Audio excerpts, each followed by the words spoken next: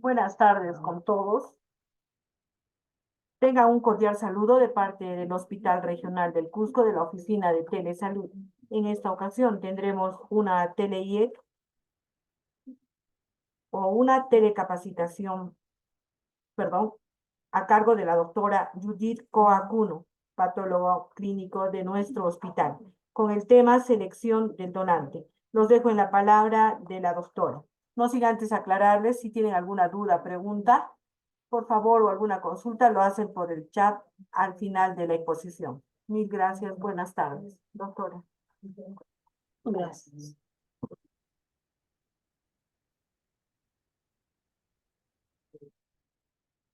Con, con el manual con cuál de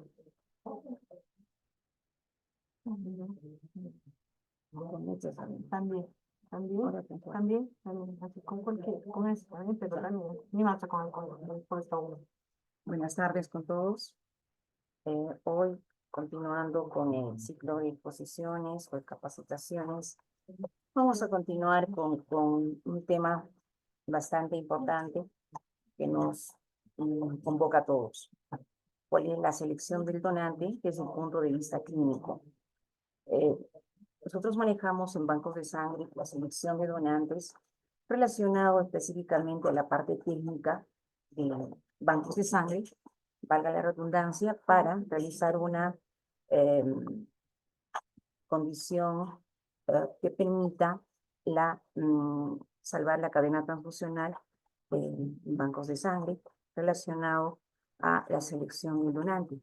En este caso, lo vamos a manejar más relacionado a una selección de donantes desde el punto externo. Vale aclarar desde el punto de vista tanto el gremio médico, las personas interesadas en realizar una donación, los familiares, los mismos pacientes, los puntos que tienen que conocer para poder saber si califican para una donación y cuáles son estos criterios incluyentes o excluyentes para ser candidatos para ser donantes.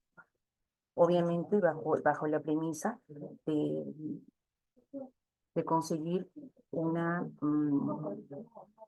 condición o calidad de la sangre la más solvente para poder no perjudicar al receptor y también obviamente cuidando la salud del donante.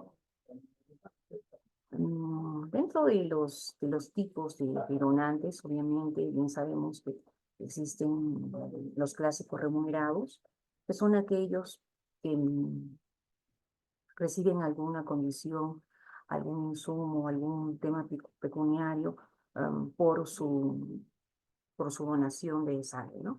Y el otro tema que, bueno, valga la redundancia, aclarar que el remunerado es bastante, un porcentaje muy alto en esta región como en otras, debido a que no existe o está muy poco difundido el tema de la donación voluntaria. No se ha trabajado hace muchos años atrás ese tema que es tan crucial en beneficio de las personas que reciben un componente, ¿no?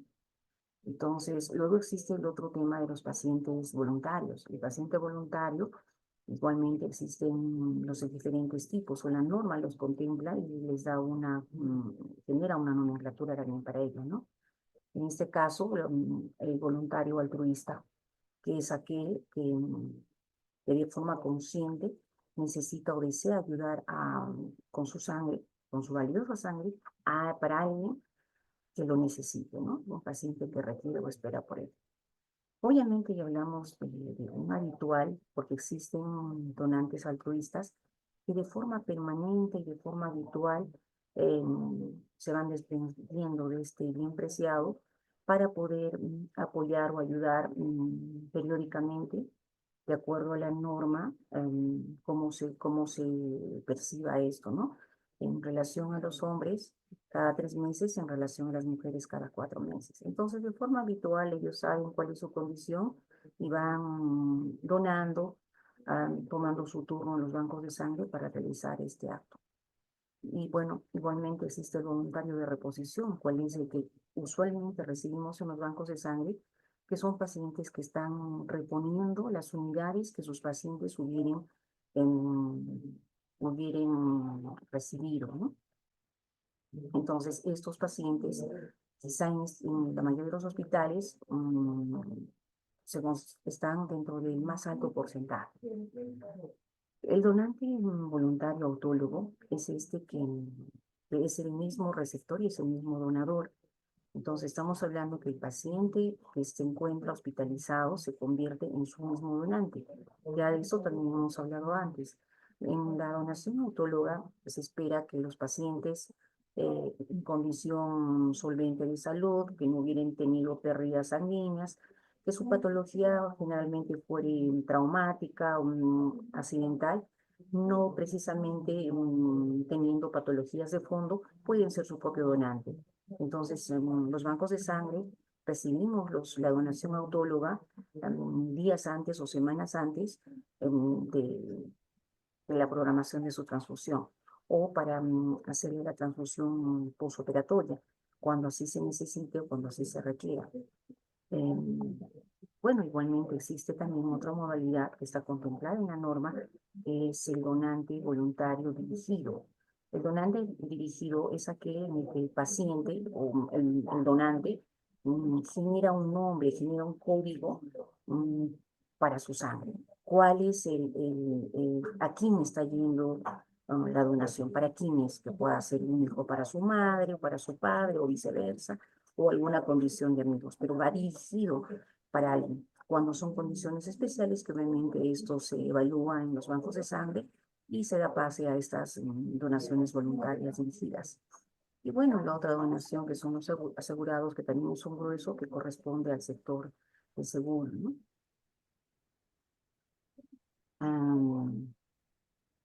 Respecto al objetivo de estas donaciones, entendemos que nuestro objetivo principal o mayor es el de la donación altruista y habitual.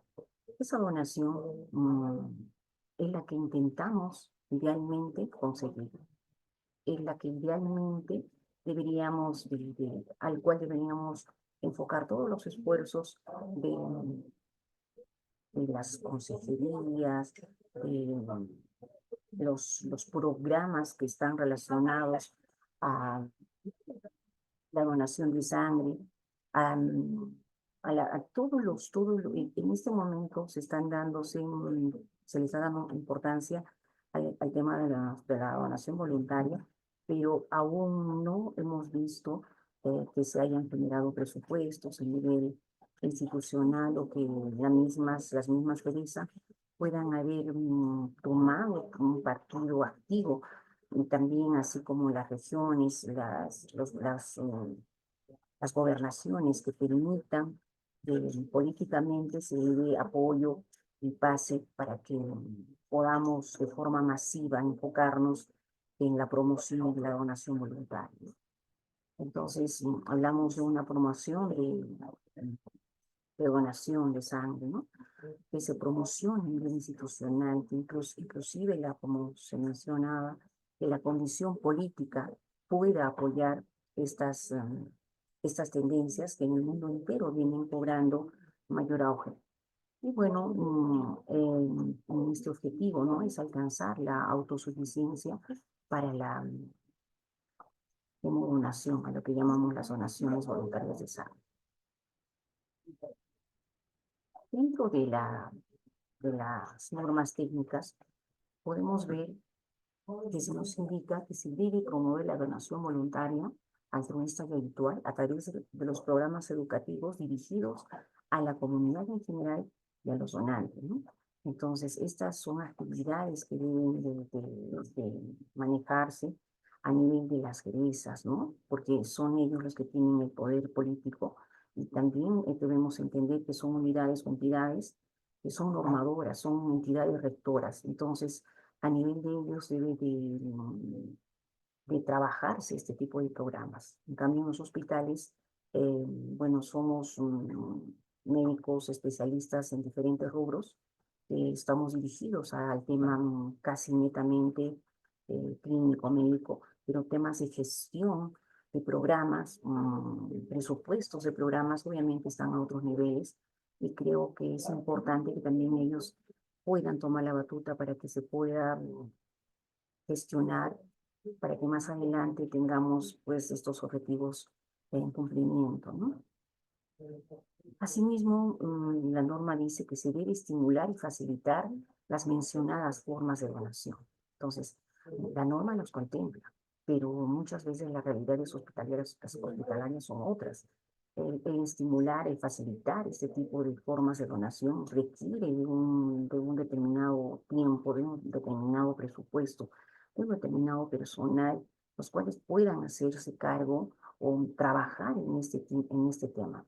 Entonces, también pues es otra falencia, ¿no? Hospitalaria, en las que muchas veces el tiempo no precisamente nos apoya y muchas veces no se pueden cumplir estas actividades de gestión. Estamos más encaminados al cumplimiento de una sangre segura, bien procesada, clínicamente bien seleccionada, pero únicamente en el ámbito médico. Es necesario desalentar las donaciones dirigidas a un determinado paciente, salvo que exista una justificación para que efectivamente la norma lo contempla, ¿no? Entonces, porque existen protocolos estandarizados, aprobados, en los cuales nos regimos.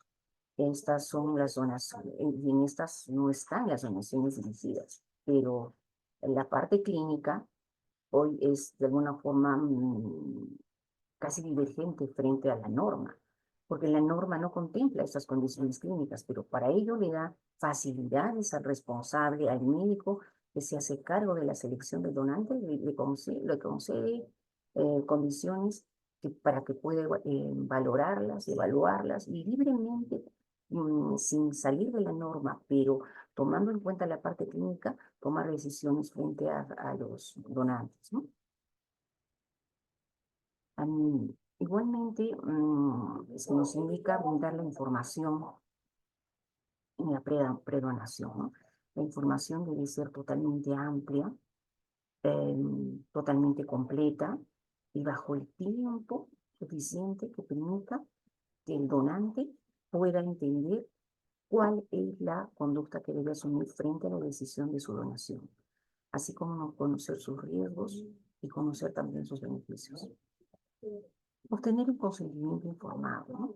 Entonces, estas son premisas que se nos da en la norma. El consentimiento informado, el paciente, por eso decíamos que debe estar totalmente informado frente a su acto. Asimismo, explicar en términos sencillos todo el proceso, tanto desde el mismo paciente, el posible donador, así como también al que va a recepcionar o al receptor de la sangre. También igualmente se debe entender que estos pacientes, antes de firmar los consentimientos informados, deberían de estar plenamente informados sobre lo que se les va a realizar, para qué se les va a realizar y finalmente también entender que ellos pudieran rechazar este acto. Y eso también está contemplado en la norma. Informarles sobre los riesgos de la donación y sobre las pruebas para la detección de las enfermedades de transmisión, ¿no? Entonces, así como permitir las consultas sobre el procedimiento y también, como se les indicaba, de denegar esos consentimientos. Entonces, con esto podemos ver que se nos indica, en resumen, que todo paciente que va a donar o va a recepcionar debe estar totalmente informado. A veces algunos detalles saltamos por condiciones de personal, condiciones de tiempo, tanto en el inicio de la cadena transfusional, que son los bancos de sangre, y al final de la cadena transfusional, que pudieran ser los lugares donde se está transfundiendo a los pacientes receptores, que generalmente son en piso, ¿no? En hospitalización. Entonces, el paciente debe estar previamente informado y también, de acuerdo a norma, pudieran ellos negarse a recibir. Todo esto es totalmente aceptado de acuerdo a norma. Los principios básicos en los que estamos basados es en proteger la salud del donante y no perjudicar al receptor. Este es un tema tan amplio que de alguna forma ya lo hemos venido tocando, Cuando hablamos de proteger la salud del paciente, o perdón, del donante, también la norma protege al donante.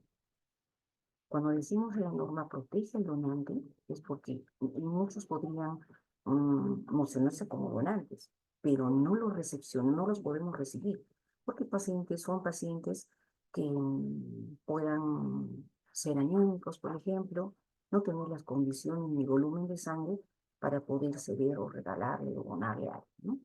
Entonces, por mucho que el donante quiera hacer una reposición, muchas veces cuando son para sus seres queridos, ellos se proponen para ser donantes. Entonces, los bancos de sangre tampoco los aceptan, no los recepcionan. Entonces, muchas veces se generan, cuando no se entienden estos aspectos, dicen, no quieren que se les reponga la sangre, pero tampoco nos aceptan, ¿no? Entonces, son pacientes rechazados. Porque la norma también va a proteger la salud del donante o del probable donante, porque este donante pudiera ser una persona no sana, no tener condiciones, ser un paciente con alguna patología subyacente, pudiendo ser un paciente anémico o pudiendo también estar comprometida su salud mental. Existen pacientes que tienen muchas condiciones, pero tienen tanto temor a la donación, y finalmente si lo hacen es porque se sienten obligados a reponer la sangre. Entonces son pacientes que suplican no ser donantes, suplican incluso en bancos de sangre que sean incluidos cuando son calificados como aptos físicamente, aptos porque no hemos encontrado patologías de fondo que los anule o los rechace. Entonces, psicológicamente son pacientes que le tienen tanto temor, o no solamente tienen temor, se sienten como obligados por sus propios pacientes, por sus propios familiares, para poder ser los donantes de reposición. Entonces, son muchos aspectos los que se tienen que tomar en cuenta para poder recepcionar o seleccionar un donante dentro de la parte clínica, ¿no?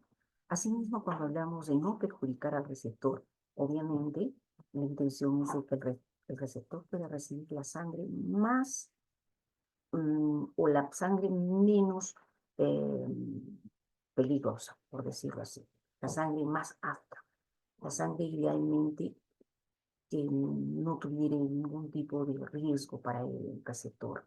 Entonces, con esto estaríamos ayudando al receptor a que no se perjudique, ¿no? Entonces, uno de esos principios básicos es no perjudicar al receptor, realizando una buena selección del donante, realizando un buen proceso de la sangre, cumpliendo con los estándares tanto de calidad como de oportunidad, podremos no ser perjudiciales para el receptor, ¿no?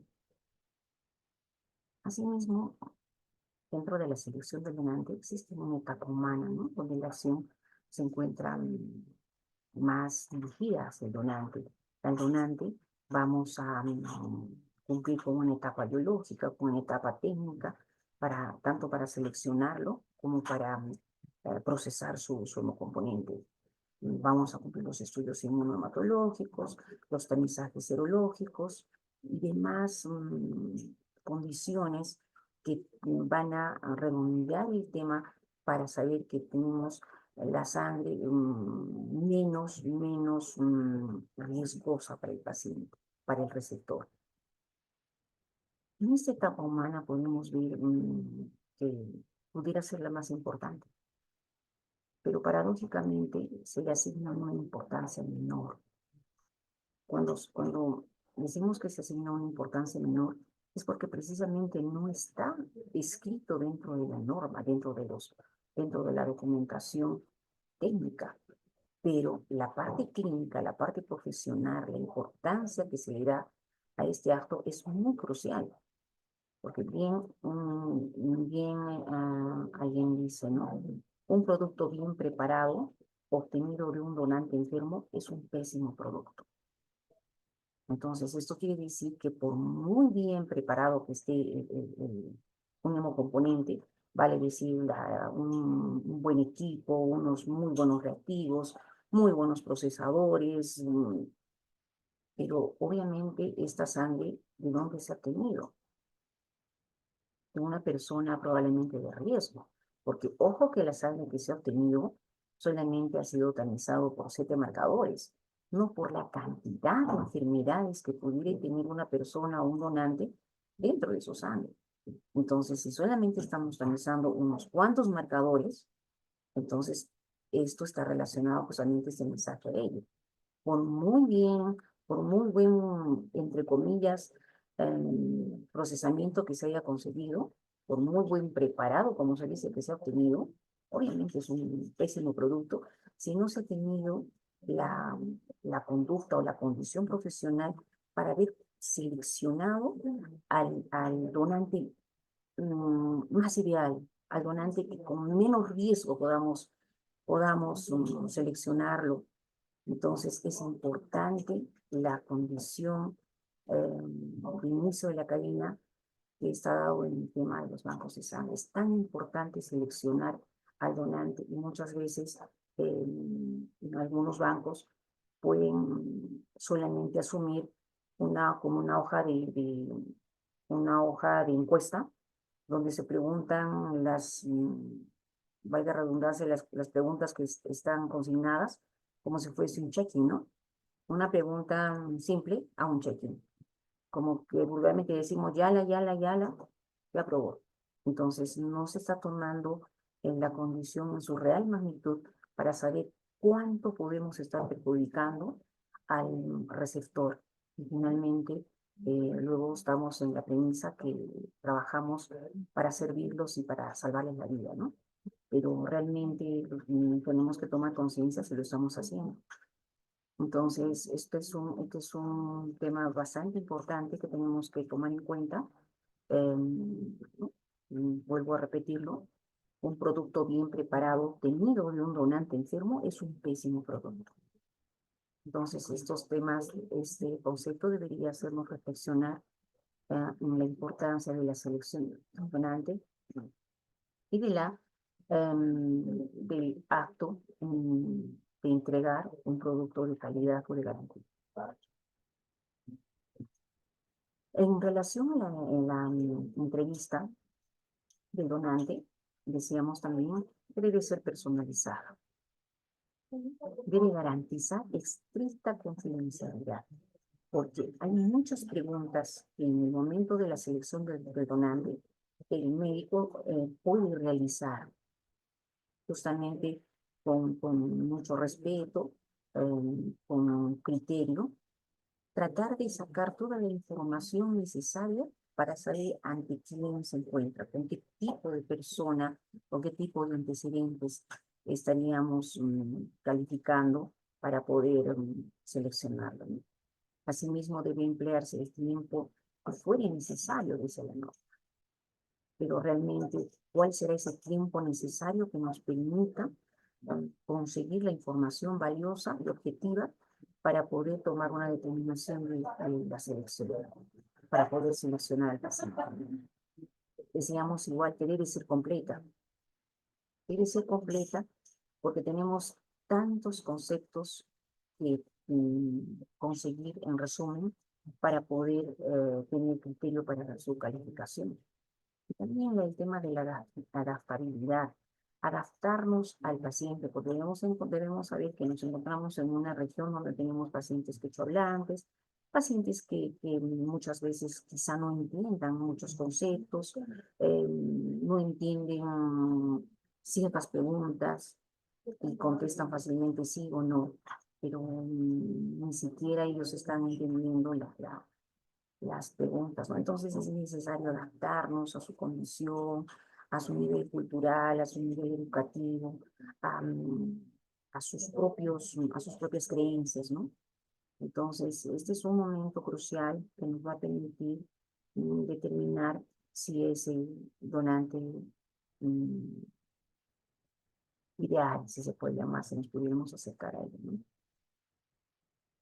Respecto a ello, decimos que el entrevistador debe tener o dispone de libertad. Por cierto, la norma le permite realizar todas las condiciones y preguntas clínicas que estén relacionadas obviamente a la selección del donante bajo su propia experiencia, bajo su propio profesionalismo, bajo sus propios conocimientos de cómo poder llegar o dirigir la entrevista para poder conseguir la información valiosa que pretende encontrar. Debe asegurarse de la atención del donante, que el donante también tome conciencia y tenga que estar entendiendo lo que se le pregunta para no responder con un sí o con un no, ¿no? Entonces debemos de conseguir la atención del donante. Esas preguntas también deben ser concisas y muy directas. Las respuestas acotadas, simples y espontáneas, cuando lo realizan los donantes, también realizan preguntas, ¿no? Entonces, de forma muy simple, hacerles entender sus inquietudes para que salgan de sus dudas. Y también eso al final nosotros necesitamos evaluar la calidad de las respuestas. Si estas respuestas aparentemente pueden ser verdaderas o no, si pueden prestar credibilidad, ¿no? Entonces, hay muchas condiciones en la parte clínica que debemos de tomar en cuenta y también los médicos que mandan o envían a los parientes o los enfermos a donar, también darles alguna pauta, ¿no? Que sean pacientes idóneos para la donación, que no sean enfermos. No se trata de que donen por donar o que vengan a cumplir o que se sientan obligados a cumplir y todos puedan ser recepcionados en la donación. Entonces ellos también de forma indirecta pudieran estar realizando una preselección, una selección de donantes, apoyar en esta cadena transfusional para que tengan una sangre más segura. Asimismo, dentro de los objetivos de la entrevista, están propender a la confianza total, ¿no? Obtener respuestas que garanticen la calidad de la sangre. Que realmente el donante sea una persona que pueda entender la intención de la donación y el riesgo que pudiera generar esta sangre si no fuese la ideal. Hacerle entender al donante su papel en la seguridad transfusional. Entonces son condiciones que pues hay que tener mucha muñeca para poder seleccionar, para poder unir a un donante consciente que finalmente puede entender su papel, su rol de donador y de garantizar su condición para poder ser un buen donante, ¿no?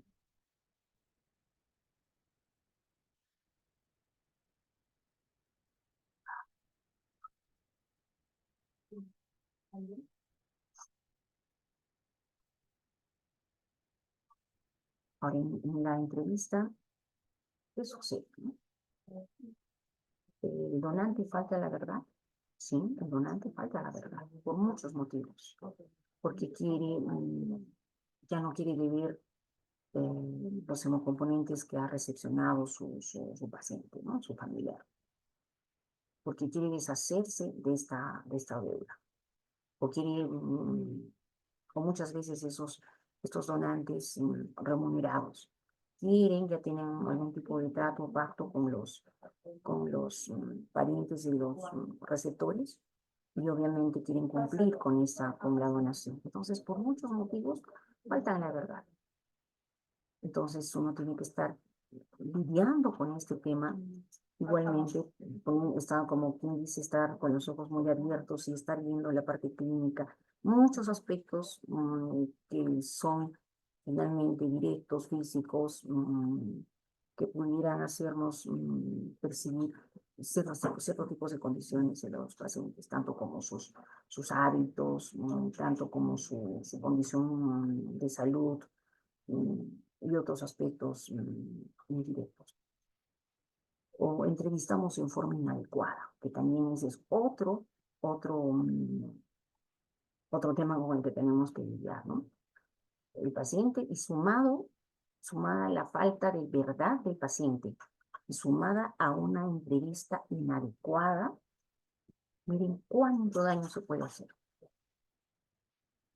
Porque existen entrevistas de forma inadecuada. La entrevista es un acto médico. Y muchas veces este acto no se cumple con un médico, porque hay falta de personal o porque sucede alguna cosa. No se trata de cumplir un check-in, una encuesta. Se trata de evaluar clínicamente muchos aspectos del paciente, su condición de salud, cómo está su cabello, cómo están sus ojos, cómo están sus escleras, cómo están sus uñas, qué tipo de hábitos aparentemente al momento de hablar, cuál es su cultura del paciente. ¿Está entendiendo las preguntas o no está entendiendo ni siquiera las preguntas? Cuando se le pregunta por alergia, no sabe ni siquiera lo que es una alergia. Cuando se habla de un acto de promiscuidad, no entienden qué cosa es promiscuidad. Entonces, uno tiene que empezar a adecuarse a muchas conductas. O son pacientes medicados, que uno no se percata, ningún paciente medicado le dice yo tengo una medicación psiquiátrica o de tal tipo, porque obviamente está queriendo venderle su sangre a alguien que le está pagando, está queriendo deshacerse de la deuda del banco, está queriendo apoyar a algún pariente amigo, o bueno, tantas condiciones que se ven. Entonces, eh, estas condiciones van a tener que darse con la experiencia del clínico, del médico que está seleccionando, que está viendo si más adelante vamos a ver en relación a calificar la medicación del paciente. Si sus medicamentos le permiten donar o no le permiten donar con los que estuviesen en continuo tratamiento, ¿no? Sus vacunas, ¿qué vacunas está utilizando? ¿Ha utilizado o hace qué tiempo? ¿O qué patologías, ¿no?, tiene acompañadas? Entonces, este es un acto únicamente médico y eso lo dice la norma. Pero ¿estamos cumpliendo con la norma? Entonces, podemos ver que el donante falta la verdad y la entrevista probablemente inadecuada. Sumadas estas, son un riesgo, pero un riesgo que muchos no se dan cuenta del perjuicio que puedan estar generando. Respecto a las enfermedades, tanto hematológicas, psiquiátricas, cardíacas, renales, hepáticas, pulmonares, autoinmunes y demás, justamente son las que el médico seleccionador, son las que tiene que tener conocimiento para saber ante qué tipo de paciente se encuentra, ante qué tipo de donante se encuentra. Esto le va a permitir la inclusión temporal o definitiva del paciente. Por eso que se considera, reitero, un acto médico. No solamente es un acto médico, es un acto médico especializado. Permite tener la mejor intención de conseguir la sangre más o menos riesgosa, ¿no? Así como en el momento que tenemos que evaluar los tipos de drogas, sus cuadros clínicos, o incluso qué determinó la indicación de su medicación. Entonces, es conocer si está tomando, porque muchos pacientes no conocen su condición de salud, pero sí saben qué toman. Entonces, el paciente comenta, yo tomo tal cosa. Y si el médico no sabe para qué sirve ese medicamento, probablemente esté pasando de largo frente a un riesgo. Entonces, son condiciones que tenemos que estar entrenándonos todos los días en diferentes aspectos para poder tener una selección adecuada. Algunos aspectos. No se deben extraer más de 500 ml de sangre en un periodo de 8 semanas, de acuerdo clínicamente, pero de acuerdo a norma, para hombres 3 meses, para mujeres 4 meses, ¿no? La donación de sangre total debe ser diferida durante por lo menos 48 horas luego de una sesión de hemaféresis, ¿no? Así que si el paciente ha tenido una hemaféresis, obviamente después de eso no puede realizar una donación, la que le llamamos sangre total. En casos especiales y con consentimiento del donante, se puede establecer un programa para proveer transfusiones de un solo donante a un paciente determinado.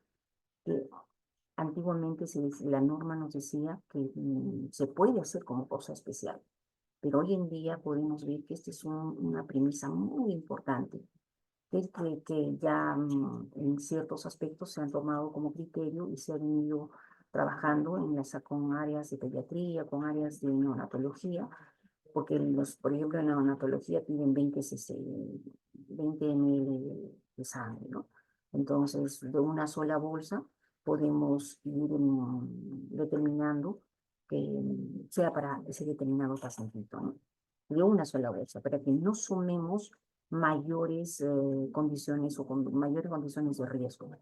Entonces, igualmente podemos manejar si se pretenden menores cantidades indicación, menores volúmenes de sangre, pues que se manejen de una sola bolsa. Podemos minorizar, podemos el riesgo, ¿no? Que el riesgo sea menor. La frecuencia puede ser programada y los valores de hemoglobina y hematocrito deben cumplir con las normas, que es obvio. Respecto a la edad, entre los 18 y 65 años de edad son los pacientes que se encuentran aptos, entre comillas, para la donación. Pero también la norma le permite al patólogo determinar clínicamente si un menor de 18 años pudiera ser donante, obviamente con el aval de sus padres o apoderados. Y también los pacientes mayores de 65 años pudieran ser seleccionados, porque también existen personas mayores de edad que no tienen patologías mayores, finalmente que se encuentran en muy buena condición física, en muy buena condición de salud, entonces los evaluamos y los aprobamos como donantes. Igualmente a los chicos menores de 15, 16, 17 años, porque estos chicos tienen una condición física con volúmenes de sangre y con condiciones físicas y de salud totalmente solventes, que también alcanzan el peso ideal, alcanzan condiciones para ser calificados como aptos, ¿no? Dicen, ¿no? Edades mayores deberán tener evaluación del hemoterapeuta. Por supuesto que esto la ley lo permite. Y en menores de 18 años se exigirá una autorización escrita del responsable legal, además de la evaluación clínica, ¿no? Ya existen formatos para ello también. Determinar la concentración de hemoglobina o hematocrito en una muestra de sangre obtenida por punción digital o de pintura. Entonces, obviamente, uno de los primeros pasos laboratoriales es este detalle de conocer la hemoglobina, porque nos va a permitir conocer la solvencia de su sangre, así como también conocer valores menores a 12.5 no deben ser, en relación a hemoglobina, no deberán ser aceptados, así como en relación al hematocrito, menores de 78%, no pueden ser aceptados. Pero igualmente, la norma en este aspecto, por ejemplo, no nos dice cuál es el límite, pero justamente para eso está la valoración clínica. La valoración clínica no permite, por ejemplo, a los pacientes poliglobúlicos ser donantes. Y ese también es un hincapié que tenemos que hacer en este momento, porque muchos pacientes llegan a banco de sangre enviados por sus médicos tratantes, tanto hospitalarios como pacientes médicos de otro lado, y les dicen, oye, tú tienes tendencia a la poliglobulia o eres poliglobúlico, corre a banco de sangre y dona sangre. Entonces estamos pues ante un tema totalmente errado, ¿no? Que puedan entender que porque el paciente es poliglobúlico, pueda ser una sangre aceptada en banco de sangre. Los bancos de sangre tienen sus condiciones, tienen sus requisitos, ponen los límites de acuerdo a la condición clínica y a la norma para aceptar a pacientes enfermos, en otras palabras. Los bancos de sangre solo trabajan con pacientes sanos, no con pacientes con cierto tipo de patologías, los cuales no los hace calificables para una donación. Entonces hay que tener cuidado con hacer ese tipo de consejería a los pacientes, porque luego ustedes saben que siempre la voz del médico es muy, muy valorada para el paciente. Y dice, mi médico me ha dicho que venga a donar. ¿Y por qué me rechazas? Si mi médico es el que está ordenando, mi médico lo dijo. Entonces, pues nosotros lo único que tenemos es algún tipo de conflicto, entonces cosas que el paciente ya no puede entender ni desea entender porque toma con mucho valor el comentario de su médico tratante. Entonces, hay que tener mucho cuidado con este tipo de condiciones también. Debe presentar características normales, ser regular y su frecuencia no debe ser menor de 50 ni mayor de 100 latidos por minuto, ¿no? En relación a cuando uno evalúa al paciente clínicamente. En los atletas con alta tolerancia al ejercicio, una frecuencia menor puede ser aceptable, sujeta a evaluación médica. Con esto queremos decir como un ejemplo que hay que valorar clínicamente al paciente cuando tiene otro tipo de condiciones, ¿no? ¿Qué tipo de pacientes son? Muchas veces por eso, como en este ejemplo, nos encontramos con atletas de alto rendimiento que tienen sus cuerpos regulan y manejan otro tipo de condiciones sin estar estos enfermos. Respecto igualmente a la presión arterial, la presión sistólica no debe ser mayor de 180 y la presión diastólica no debe ser menor de 60 ni mayor de 100. Los donantes con valores de presión arterial diferentes solo podrán ser aceptados con la aprobación del INE. Justamente ahí radica la intención de quien valora, tiene que ser un médico especialista con experiencia en este tipo de temas. Si no, vamos a caer en una encuesta de un choque, ¿no? Respecto al embarazo o la etapa del embarazo de la mujer que está menstruando, el embarazo contraindica la donación, pero también tiene sus condiciones de evaluaciones para poder ser aceptados. Diferir por 8 semanas luego de un parto normal y 12 meses en una cesárea o aborto seguido de grado evacuador. Serán aceptadas durante el periodo de lactancia. La donación autóloga será aceptada si se tiene la aprobación tanto del ginecobstetra y del hemoterapeuta, ¿no? Las donaciones autólogas en el área de ginecología también es un tema muy importante que más adelante vamos a coordinar y valorar con estas áreas, porque en estas áreas también se encuentran los pacientes candidatos a la donación autóloga. Aparte de los pacientes de las áreas de traumatología, como fueron los años anteriores, que trabajamos con ellos para realizar las zonas, para propender o para levantar el número de donaciones autólogas, porque obviamente en el área, en el servicio de traumatología nos encontramos con pacientes sanos, bueno, internados por accidentes, internados por gente muy joven, muy solventes, físicamente y en condición de salud, y por ello que también en estas áreas se pueden generar las donaciones autónomas, que hoy en día son muy importantes para aminorar el riesgo de la donación de órganos. Durante el periodo menstrual normal, se puede donar sangre. También esto se debe valorar clínicamente, porque cuando hay una menstruación normal, no una menstruación patológica o anormal, cuando existen menstruaciones normales, sí pueden ser donadores de sangre, pero cuando existen menstruaciones no normales, patológicas, en ese rango, entonces obviamente no son candidatos para la donación. Respecto al peso, igualmente las personas que pesan 50 kilos o más pueden donar sangre, ¿no? O van a donar entre 450 ml por mes. Quienes pesan menos de 50 kilos podrán donar solo, con autorización médica, una cantidad proporcional, ¿no? No excediéndose de un estándar clásico, ¿no? De 10 ml por kilogramo. Se hace una regla de 3 simple y podemos permitirles donar. También para esto se tiene que disminuir el anticoagulante, que es un estándar para las bolsas, para la cantidad de sangre que debe de contener.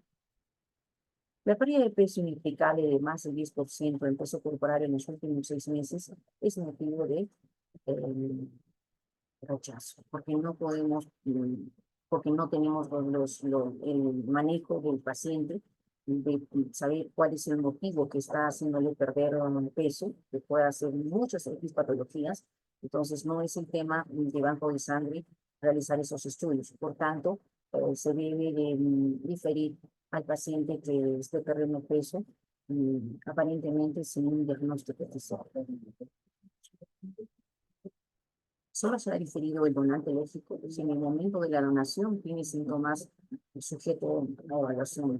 Obviamente uno puede entender qué tipo de condición alérgica, bajo qué, en qué tipo de grado, y a qué tiene la alergia, ¿no? Eso probablemente nos hace ver un sistema inmune con algún tipo de reacción o reactividad. Los que están recibiendo tratamiento desensibilizante deben postergar la donación hasta 72 horas después de la última aplicación.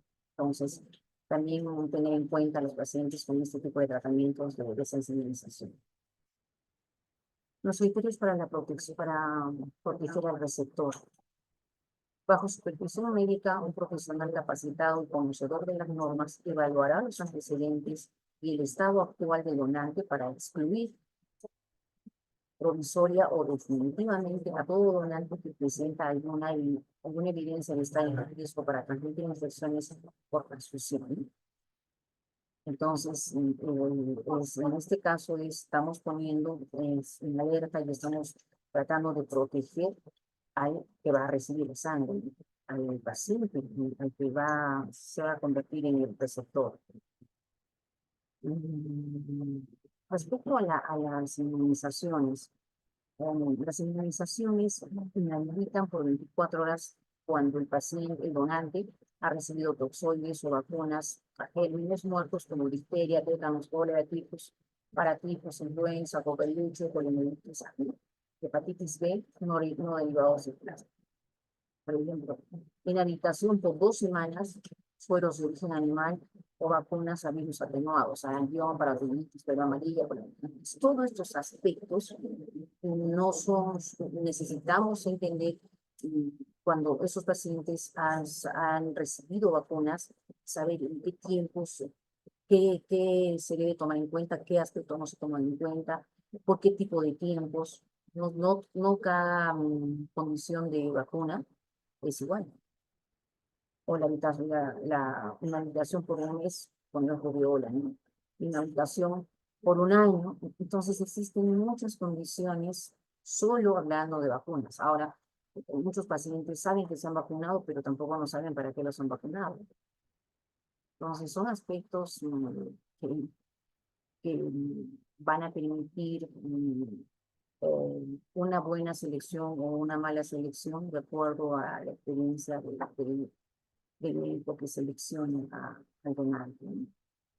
Bueno, hablando de medicamentos, un paracetamol puede, si ha tomado solo paracetamol, puede donar para cualquier tipo de donación, para cualquier formas de donación.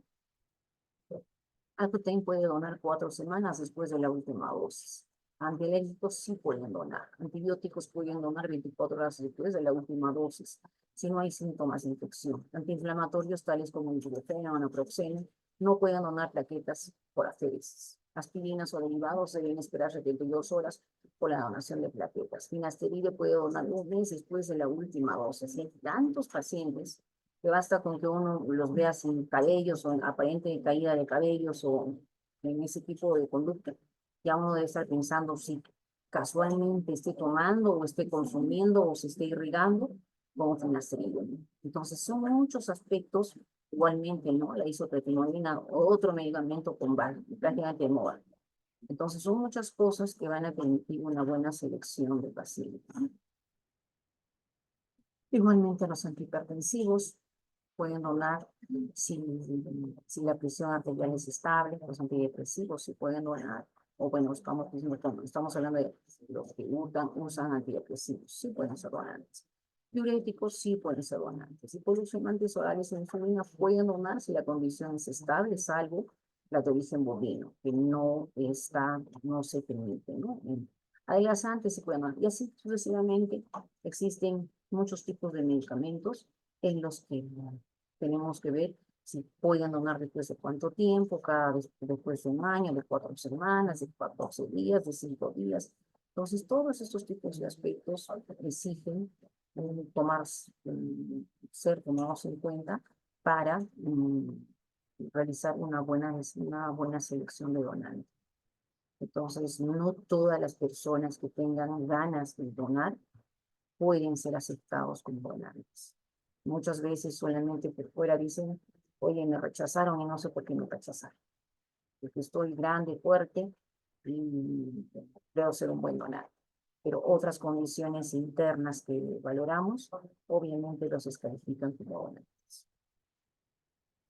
Asimismo, los experimentos de 70 por 72 horas, ¿no? Los clásicos, ¿no? Ingesta por aspirinas o derivados, tratamientos odontológicos, fiebres, diarreas, ¿no? Entonces no se les permite donar a los pacientes. Y muchas veces ellos vienen, pero solamente tienen tiempo para donar ese día y quieren ese día y no pueden regresar entre 3 o 4 días. Se pierde tiempo, sí. O tienen la condición de permisos de sus actos, de sus instituciones laborales que no les dan permisos adicionales y también se pierden como pacientes. Hay muchas condiciones que pueden complicar el acto de la selección de donante. Así como también enfermedades infecciosas, estilos de vida.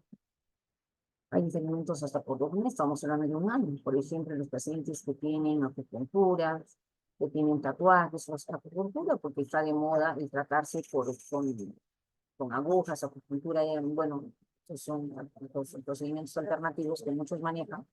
Entonces, no vienen y le dicen, yo me estoy haciendo tal procedimiento. Los niegan, o a veces, cuando el entrevistador desconoce esto, tampoco pregunta, ¿no?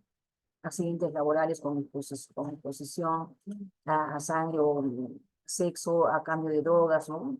O dinero, las personas que tienen sexo con ellos, múltiples parejas sexuales. También hablar de estos temas no es fácil. Son temas complejos, hay que tener mucha muñeca para no ofenderlos, porque muchos de ellos basta con que uno pregunte de abortos, las mujeres se sienten agraviadas o ofendidas, ¿no? Que cómo es posible que alguien les pregunte semejante condición, que creen que nadie puede preguntarles. Entonces, por eso se habla de tener mucha muñeca para poder abordar estos temas y que sin que el paciente se sienta agraviado o ofendido por la pregunta, ¿no? Por eso se exige esta entrevista sea en un lugar donde se pueda garantizar la confidencialidad. Hombres que han tenido relaciones sexuales con otros hombres o parejas sexuales de ellos, parejas sexuales de personas con pruebas positivas de HIV, hepatitis C, hepatitis B, HPV u otras enfermedades de transmisión sexual, personas que han estado detenidas en instituciones carcelarias o policiales más de 72 horas, ya son de dudosa condición, cirugías mayores o menores, endoscopías, parejas sexuales hemodializados o transfundidos. Aquí estamos hablando de los pacientes transfundidos y parejas de los pacientes transfundidos. Entonces, miren cómo se va ampliando el campo para poder rechazar a un donante. Y aparentemente, paradójicamente, se cree que estamos buscando donantes, que estamos tratando de conseguir de donde se pueda, pero no precisamente es así. Los que llegan convencidos por una donación son rechazados, justamente porque estamos en busca de la sangre idónea, de la sangre menos riesgosa, de la sangre más segura, para no perjudicar al receptor, o personas violadas o por otro tipo de abusos sexuales, ¿no? Entonces, son muchas las condiciones que deben ser tomadas en cuenta para poder realizar una buena selección. El donante potencial no debe estar cursando una enfermedad infecciosa aguda, ni debe tener antecedentes de enfermedades infecciosas transmisibles por sangre. Ahora, los pacientes que la tienen no precisamente manifiestan la realidad, ¿no? No manifiestan. Por eso les decíamos, sumada una mala entrevista, sumada a la mentira del paciente, entonces estamos recibiendo o estamos generando más perjuicio que beneficio. Exclusión permanente, antecedentes de hepatitis viral después de los 10 años de edad, porque obviamente menor de los 10 años asumimos una hepatitis A. Mayores a 10 años empezamos a asumir una hepatitis B o C, ¿no? Evidencia presente o pasada clínica por el laboratorio de infecciones tipo hepatitis C, HIV, HPV, hepatitis B, Chagas, brucelosis, entonces, consumo de drogas ilegales o inyectables, antecedentes reiterados de sífilis o gonorrea, que es una pregunta también compleja para hacerle a los varones. Y generalmente la niegan totalmente, porque obviamente esto es como una enfermedad señalante, como decimos, ¿no? Entonces, pues los posibles donadores tienen esta condición, pero al negarla, obviamente lo único que están consiguiendo es un perjuicio para el receptor. Ahora, sí, se hace la búsqueda de sífilis, pero hay otros pacientes que en ese momento no están enfermos, o no están en una actividad de la enfermedad, y obviamente sale negativo. Pero ¿cuántas veces antes habría podido ser positivo? Y los estamos calificando como aptos. Ojo. Entonces, son tantas condiciones que ponen en riesgo pues, la calidad del hemocomponente. Antecedentes reiterados de transfusiones o antecedentes reiterados de hemodiálisis. Cuando hablamos de antecedentes reiterados de transfusiones, son estos pacientes que pues, en nuestros hospitales o en otros se han transfundido cuántas veces, son politransfundidos. O sea, los que vienen pueden ser parejas de esos politransfundidos, que son pacientes de alto riesgo, que son para exclusión permanente, pero no los estamos excluyendo porque desconocemos. Si desconocemos o ante la falta de la verdad, igualmente es como si desconociéramos ese dato.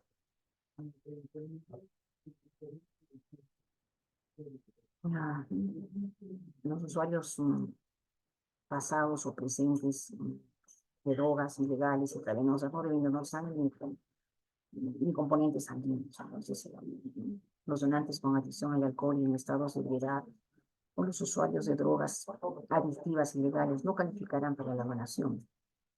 Pero ante ser preguntados ante este dato, cuando falta la verdad, igualmente es como si ni siquiera hubiésemos tomado en cuenta este aspecto tan importante, ¿no? Personas de salud o de actividades de riesgo, consumos de marihuana o cocaína. Entonces, este tipo de adicciones o ese tipo de hábitos debería de no hacer los actos en una selección de donantes. ¿Quiénes son los ODA? Los consumidores de drogas con alto riesgo para HIV y otras enfermedades de transmisión sexual, ¿no? Entonces, igualmente, los criterios que se toman en cuenta en este tipo de condiciones de adicciones de CODA, bueno, hay que tener ojo con los chicos de 15 a 49 años, ojo con sus patrones de consumo, adicciones, de drogas, base de cocaína, heroína, vitaminas. Entonces, este es un grupo en el que hay que tomar en cuenta este tipo de hábitos nocivos, ¿no? En relación a las cantidades por donación, la autoclusión debería de darse cuando el paciente donante, obviamente, después de alguna toma de conciencia, unas recomendaciones, algún tipo de consejería, toman consideración y ellos mismos se excluyen. Entonces, para ello, por eso dice, no, la norma se debe de brindar la oportunidad de indicar confidencialmente que el paciente pueda autoexcluirse, que sepa que no es apto para la transfusión. Recomendaciones sobre los cuidados a observar luego de la donación, el agradecimiento por tener una conducta voluntaria para la donación, la notificación de los resultados de toda normalidad encontrada en su sangre e indicación para las consultas al especialista, ¿no? Que también es un acto que están flaqueando, que los bancos de sangre empiezan a flaquear, ¿no? Porque quizá por la falta de presupuesto, por la falta de personal, que podamos, como en otros lugares, alcanzarle los resultados de su donación o de su tamizaje, hacerles llegar a su domicilio o ponerlos a disposición para que ellos vengan y conozcan sus resultados, ¿no? Para que ellos finalmente puedan acudir a algún lado para atenderse si es que tuvieran algo que llama la atención en su salud. Entonces, que tenemos que lidiar con el tema de los traficantes de sangre, por ejemplo, porque muchos quieren ese resultado que es importante para el donante.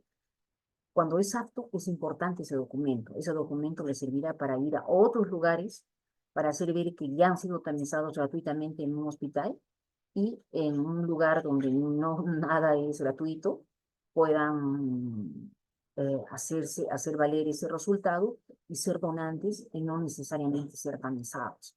Entonces, muchas veces tenemos que lidiar con esos actos y por eso que los resultados de los donantes no precisamente se les entrega para que ellos no puedan hacer valer estos documentos, porque muchas veces entra en una ola de solicitar los resultados, porque los envían de los lugares privados para que puedan llevar los resultados. Entonces ellos se liberan de la opción de tamizar, porque también no tienen condiciones para tamizar, entonces prácticamente aprovechan que el banco de sangre de forma gratuita empieza a tamizar la sangre de otros pacientes que se convocan para ser donantes voluntarios, entre comillas, ¿no?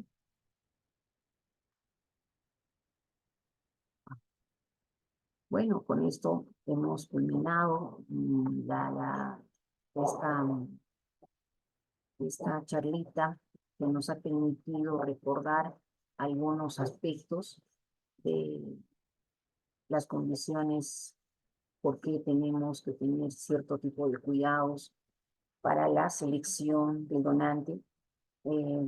Si hubiere alguna acotación, les agradecemos o alguna pregunta.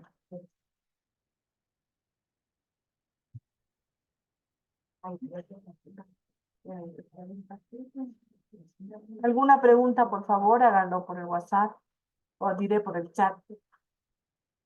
Una duda o consulta, la doctora está para responder.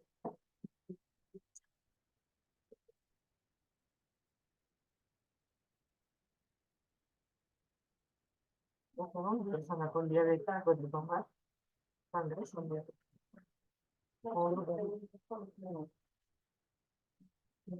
Una persona con diabetes controlada, sí, con lupus eritematoso, no puede. Hay una serie de medicamentos,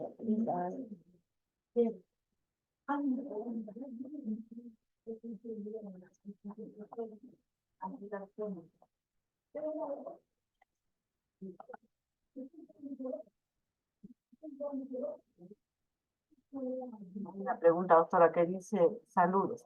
Sugiere que el entrevistador sea siempre médico para fines de seguridad. Gracias. Ajá, sí. Mire, la norma lo indica claramente. El acto de la entrevista es una entrevista médica. Es una entrevista médica. No solo es una entrevista médica, es una entrevista médica especializada. Por eso que en los bancos de sangre existen los médicos, patólogos clínicos, y si no los hubiera, los médicos hematólogos. Son médicos especialistas. La norma lo establece claramente, y no solamente la norma, es el criterio de conocer clínicamente muchos aspectos del entrevistado, en este caso el posible donante. Es necesario, como habíamos visto, aspectos de conocer cuáles son sus conductas, sus hábitos, cuáles son sus medicamentos, cuáles son sus patologías. Y si clínicamente no lo manifiestan, el médico reconocerá, por lo menos en parte, ante quién clínicamente se encuentra, ante qué tipo de paciente. Por su medicación, tomar en cuenta sus vacunas, sus patologías concomitantes, tomar en cuenta muchos aspectos que puedan permitirnos seleccionar un buen donante para tener un buen hemocomponente de calidad. Por todo lado, la norma lo establece claramente y también todos los aspectos. La entrevista no es un acto, no es una encuesta. La entrevista es una evaluación médico especializada. Bien, no habiendo más preguntas, agradecemos la participación de la doctora. Muchísimas gracias, doctora, y también la participación de cada uno de ustedes.